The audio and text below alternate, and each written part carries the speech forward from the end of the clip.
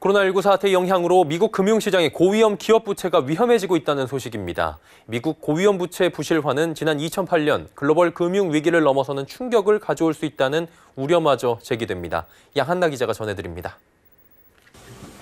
키움증권에 따르면 지난 2018년 말 미국의 고위험 부채는 2조 4천억 달러. 지난 금융위기 때보다 2배 이상 증가한 규모입니다. 특히 신규 레버리지론이 큰 폭으로 증가했는데 레버리지론 투자자의 대부분은 기관 투자자입니다.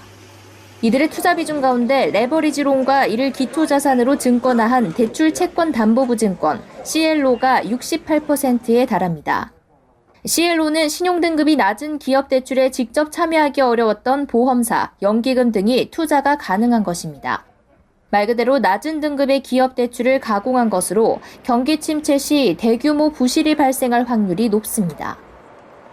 글로벌 금융위기의 핵심은 저신용 기업의 부채란 점을 감안하면 이 같은 미국의 고위험 부채로 인해 금융위기가 올 가능성이 있다는 지적이 나옵니다.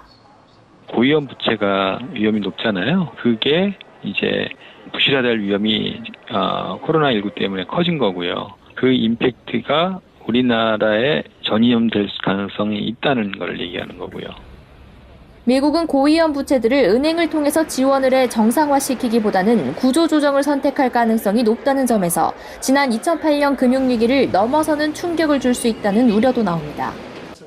특히 코로나19의 영향을 가장 많이 받는 산업을 중심으로 기업의 채무 불이행 가능성이 높아지고 있습니다. 호텔과 레저의 경우 CLO 발행 비중이 5.8%를 차지합니다. 미국의 고위험 부채의 불똥이 한국으로 튈 수 있다는 전망이 나오는 가운데 국내 역시 4월 회사채 대란이 우려되고 있습니다.